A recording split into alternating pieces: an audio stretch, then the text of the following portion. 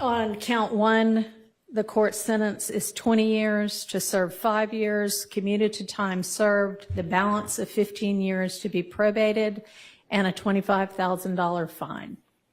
On count two, the sentence is 5 years to serve, commuted to time served. That's the minimum sentence that's permitted on that count. It is required to be run consecutively. I'm going to run it consecutive to count one, but I am going to backload. Oh, I'm sorry, that is not commuted. That is 5 years to serve, and it's going to be run consecutively to count one, backloaded, by which I mean after you serve your 15 years of probation. If you have been successful on that probation, and I sincerely hope that you are, then at the end of that 15 years, I will commute the entire rest of any service portion of your sentence to time served. So I'll get to the end of it and give you the total sentence, but I'm also going to impose a $15,000 fine with regard to that count. Count 57, 20 years to serve 5, commuted to time served, the balance of 15 years probated, concurrent with count 1. Count 58, 10 years to serve 5, commuted to time served, balance probated, concurrent with count 1. 59, 5 years to serve, commuted to time served, concurrent with count 1. 60, 5 years to serve, commuted to time served, concurrent with count 1. Count 61, 5 years to serve, that is required to be also a consecutive sentence, so that's going to be run consecutively to count 56 and backloaded. Count 62, 10 years to serve, also required to be served consecutively, that's going to be consecutive to count 61, also backloaded.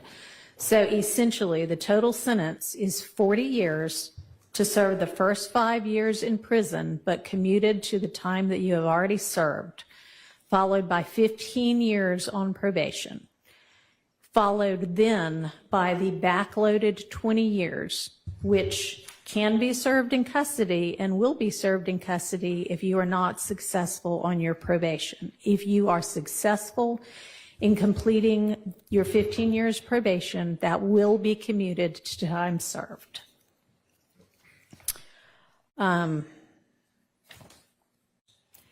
You are to remain on reporting status for the first half of your probation, active reporting for the first 7.5 years of your probation, and that is pursuant to OCGA 17-10-1, subsection 2, A2A. And Mr. Steele and Mr. Adams, in order to keep him on reporting status, there needs to be good cause shown. We all concede that good cause is shown here? Stipulate. All right, I appreciate that. Special conditions of your probation. What good cause? What do you mean? Can I have a second, Your Honor? Sure. Let the judge. Thank you, Your Honor. All right. You had enough time to talk with your attorneys? Yes, sir. Okay. All right, special conditions of your probation. After 48 hours from your release, you are to stay away from the metro Atlanta area, and that's defined by the U.S. Census Bureau. It may change, but you can look that up anytime to figure out what that is. For the first 10 years of your probation, subject to the following exceptions: you are permitted to be in the metro Atlanta area to attend any wedding, funeral, or graduation from high school, college, or graduate school of any of your immediate family members. And immediate family members is defined the same way that you all were contemplating it when you were negotiating. You can get here up to 24 hours prior to any such event, and you need to leave within 48 hours after any such event. In addition, during each year of your probation, I'm going to require that you come to the metro Atlanta area and make a live anti-gang and anti-gun violence presentation 4 times a year, each year of your probation, at a grade school, a middle school, a boys or girls club, anything like that, that type of group. And if you want to, that presentation can include a benefit concert, and these presentations may count towards your required community service hours, which I'm going to impose, that during each year of your probation, you perform 100 hours of community service. You are, and this is required by the fact that there's a gang conviction. You shall not knowingly have contact of any kind or character with any other member or associate of any criminal street gang. Exception to that, if your brother is a member of any street gang, I hope you talk him into getting out of it. Quantavious Greer, and then also Sergio Kitchens, as long as you are contractually obligated to him. That is going to include anybody who is named in this indictment, except as absolutely necessary to conduct the lawful business of your musical career, and to any extent that the state is not agreeing to the exception for Mr. Kitchens. In the event that that part is not enforceable because it is only a portion of a special condition, going to provide that that be severable from the rest of this, and I'll put some case cites in the Senate sheet for that. You are in no way to promote any criminal street gang or any criminal street gang activity, including on any social media platform. You are not to utilize any hand signs, terminology, or language that promotes any criminal street gang. You are not to participate in any criminal street gang activity. You are not to knowingly engage in any contact with any of the victims that are listed in this indictment or with any of their family members.